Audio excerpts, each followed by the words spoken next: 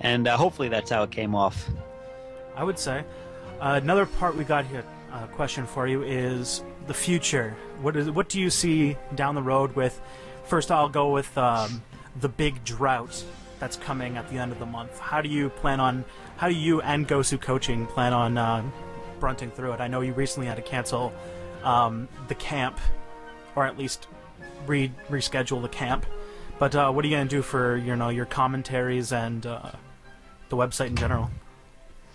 Well, I got a couple of tricks up my sleeve, and I got to say I'm not going to give away what I'm going to do quite yet. You guys will just have to stay tuned for that. But believe me, of course, there's going to be a lot going on in general where people first off, I'm sure that someone's going to figure out some sort of hack for the game where people can play like 1v1 or something ridiculous. But if that doesn't happen, a lot of people will probably just take a break for a while. Maybe, a lot of things are going to happen in that time period as well. There's going to be patches, possibly new units. You never know. And we just don't know what's going to happen over that time period as they get things ready for basically improving BNet 2.0, getting it ready for real server loads of hundreds of thousands of people playing.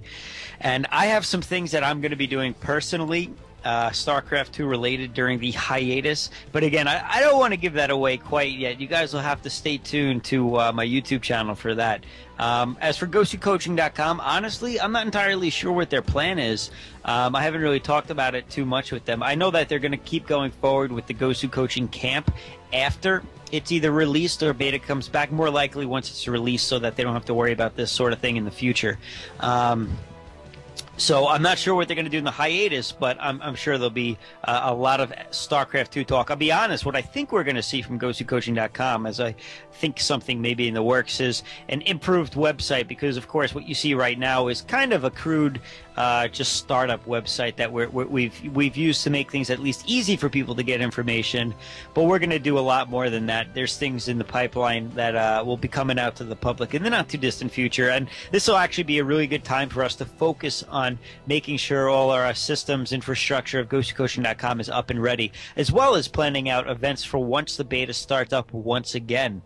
So that's also going to be really exciting stuff, and even though you may not see things from GosuCoaching.com in particular during the hiatus, I definitely think everybody should stay tuned, because there's going to be probably a lot of articles written in this time period that's down, a lot of reflection over people's beta experiences, and a lot of good stuff in general. It's going to be a long month for people not playing StarCraft 2, but again, there will be some things to fill the gap. You guys say there was an awesome proposal I saw when people were talking about this, and I think that you might be in a position to actually try something like this.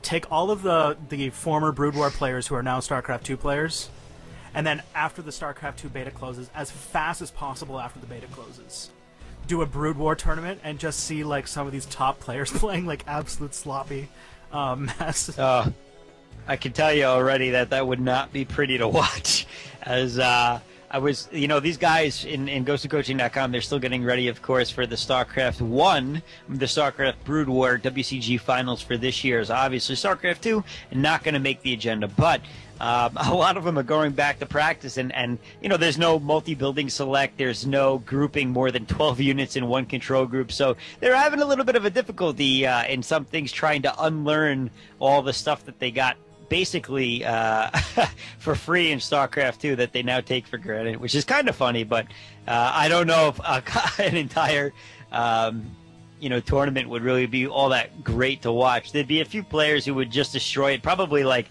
Nyokin and G5 and some other guys who were still mostly playing StarCraft 1 versus 2 until it's released anyway. But it could be funny, that's for sure. On the note for all the listeners at home, and they brought up in the chat room, I forgot to say it, the big end date for Phase 1 of the beta, as far as the announcement was today, Blizzard said that they're closing down the beta on May 31st. Yep. And this will be several weeks of downtime while they get all of their servers and stuff into release mode, basically. Possibly up to a month, which means that there will be a serious drought of StarCraft 2 material, but don't worry, there'll be something for you guys. All right. We also got some stuff about what's going on today, or what's been going on for the last week or so. get your impression. Talk a little bit about it. Let's see what's going on. Wow, my dogs are going nutso. I can hear it. What do you have? I have two. They're both they're called Satos, Puerto Rican rescue dogs, and they're both one is like he looks like a whippet, and he's got husky coloring and maybe like a miniature greyhound type shape. The other one looks like a Rottweiler, except not as broad. She's much skinnier, and they're both about like 35 pounds, so they're not huge, but they're just playing with each other right now because they were locked up all day. Anyway, what were we talking about? I forget. We were just going to go into some more recent stuff that happened. Did you follow the Team Liquid Invitational that happened last weekend? As best I could. I tried, yeah. Well, what I wanted to talk about was the big... it was an American Invitational tournament, but I think the story of the day that we wanted to talk about is Artosis and Slush. Oh, yes, the drama llama himself. There's actually a picture somewhere on Team Liquid of there's a thread where Artosis is like defending his legitimacy as the most unbiased person ever in StarCraft or something like that. And Recruel posted an image of that lizard that has the big, you know, like the raptor scene in or not the raptor, but one of the dinosaur scenes in Jurassic Park. The frill lizard. Yes, the fat guy's looking at the giant lizard, frill lizard, and it like all of a sudden poofs out. He goes, "That's Artosis when you challenge his StarCraft legitimacy." And honestly, that's what it feels like when you listen to this kid.